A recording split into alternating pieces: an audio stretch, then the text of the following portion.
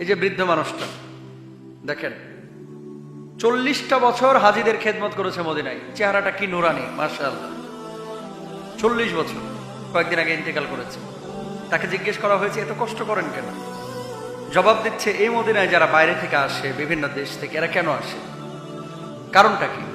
একমাত্র কারণ হচ্ছে রাসূল আকরাম সাল্লাল্লাহু আলাইহি ওয়াসাল্লামকে সালাম দেওয়া। আপনার বাড়িতে কোনো গুরুত্বপূর্ণ মেহমান যদি আপনার কাজিন, আপনার আত্মীয় স্বজন আসে, আপনি কি তাদেরকে মেহমানদারি করেন না? করি। তো কার মেহমান এখানে? দেখেন, আল্লাহর ঘরের মেহমান বাইতুল্লাহ জিয়ারত করে নবীজির রওজায় গিয়েছে নবীজিকে সালাম দিতে।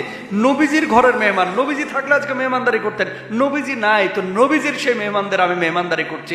বিশ্বাস করেন, আমি যদি একটা দিন এখানে চা বা কফি বিতরণ না করি, নবীর মেহমানদেরকে আমি ঘুমাতে পারি না, আমার শান্তি লাগে না। আল্লাহু আকবার! কি লেভেলের মানুষ ছিলেন!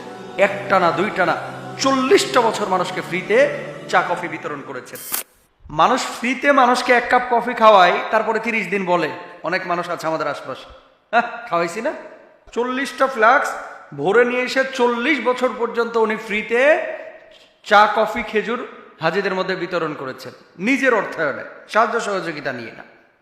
মজার বিষয় হচ্ছে, এই ব্যক্তি কিন্তু সৌদিয়ান না, উনি এসেছিলেন সিরিয়া থেকে। অনেকে অনেক ধরনের কথা বলতো যে এটার পেছনে আপনার কারণটা কি আছে।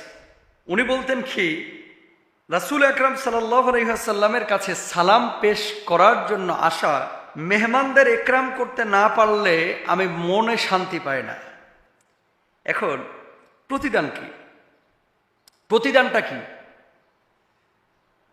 রাস্তায় একজন ফকির দাঁড়ায় আছে, তাকে আপনি সাহায্য করলেন, সব পেলেন। রাস্তায় মুসাফির, তাকে আপনি সাহায্য করলেন, আপনি সব পেলেন। ইকরামুল মুসলিমিন বলে একটা বিষয় আছে, মুসলমানদেরকে সম্মান করা, ইজ্জত করা। এই ইকরামুল মুসলিমিন, এটা নবীজির সুন্নাহ। যখন ঘরে কোনো মেহমান আসতো তাদেরকে সম্মান ইজ্জত দিতেন, তাদেরকে খাবার দাবারের জন্য ব্যবস্থা করতেন। এই লোকটি যতজন হাজিকে চা কফি এই 40 বছরে পান করিয়েছে, আপনাদের কি মনে হয় একজন হাজিরও কি হজ কবুল হয় নাই? আমি তো বিশ্বাসী যে অধিকাংশ হাজিরই হজ কবুল হয়েছে। আর যে মানুষটা ফ্রিতে চা কফি খেয়েছে, কেউ না কেউ তার জন্য চোখের পানি ফেলে দোয়া করেছে, কেউ না কেউ। আপনি আছে, এটা আছে, এটাই বাস্তব।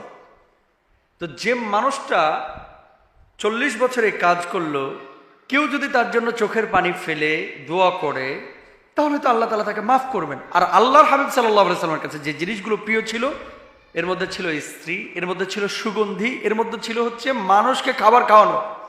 আল্লাহ নবী বলেছেন, আতআইমুত তাআম, মানুষকে খাবার খাওয়াও। যদি কেউ খাওয়ায় তাহলে আল্লাহ রাব্বুল আলামিন কিয়ামতের ময়দানে জান্নাতি দস্তরখানে তার খাবারের ব্যবস্থা করবেন। তো এই লোকটা যে কাজটি করেছে, এখান থেকে শিক্ষা নেওয়া উচিত। টুডে টুমরো আপনিও কিন্তু মারা যাবেন ভাই, আমিও মারা যাব, কেউ থাকবো না একদিন। কিন্তু কি রেখে গেলেন জানেন আপনি? আরব বিশ্বের ম্যাক্সিমাম চ্যানেলগুলোতে ওনাকে নিয়ে নিউজ করেছে। 3-4 দিন আগে যে মারা গিয়েছে, অধিকাংশ আরব বিশ্বের বড় বড় নিউজ পোর্টালগুলো ওনাকে নিয়ে নিউজ করেছে। 4টিখানি কথা না। এত বড় একজন মানুষ, যিনি আল্লাহর ডাকে সাড়া দিয়েছে, আমরা দোয়া করে আল্লাহ তাআলা তাকে জান্নাতুল ফিরদাউসের মেহমান বানান। তবে আমাদের শিক্ষা নিতে হবে, আমাদের আশপাশে যাদের বাড়ি আছে, এরা মেন রাস্তার ধারে, এই যে চৌচির হয়ে যায় তেষ্টায় বুকটা, পানের জন্য অনেক মানুষ বোতল তো কিনে সবাই খাইতে পারে না। ঢাকার ভিতরে হোক, উত্তরার ভিতরে হোক, গ্রামগঞ্জে হোক, আপনার বাড়িটা রাস্তার ধারে, উনি খেজুর আর কফি বিতরণ করেছে 40 বছর। আপনি অন্তত 6টা মাস পানি বিতরণ করেন। বলবেন হুজুর দাঁড়ায় থাকার এত সময় আছে? আর ওখানে ট্যাপ লাগায় দেন না, টিউবওয়েল বসায় দেন, অথবা ফিল্টার লাগায় দেন ওখানে, যে যাদের খাওয়া পানির প্রয়োজন হবে এখান থেকে পানি পান করে যাবেন। শুনেন, সব সময় বুফেতে 600 টাকা 800 টাকা খরচ করে মানুষকে খাওয়ানো লাগে না। প্রচন্ড তেষ্টায় এই চৈত্র মাসে, বৈশাখ মাসে 1 গ্লাস ঠান্ডা পানি দিয়েও মানুষের অন্তর জয় করা যায়। খেয়াল করবো। আল্লাহ তাআলা আমাদের তৌফিক দান করুন।